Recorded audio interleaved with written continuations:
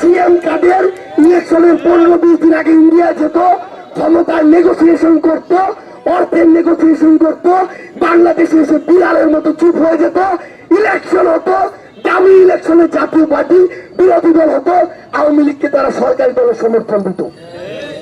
এই সিএম কাদেররা এখনো কিভাবে প্রকাশ্যে ঘুরে? এই জাতীয় পার্টির এই যে দামি আওয়ামী লীগ ছাড়া তারা এখনো কিভাবে বাইরে অন্তর্বর্তীকালীন সরকারকে নিয়ে প্রশ্ন করে? এই দামি আওয়ামী লীগরা কিভাবে এখন মানুষের ভিতর ঢুকে আবার চক্রান্ত করার চেষ্টা করে? এরা আবার আওয়ামী লীগ, যুবলীগ, ছাত্রলীগের সন্ত্রাসীদের পিছনে নিয়ে আবার সামনে এগোনোর চেষ্টা করছে।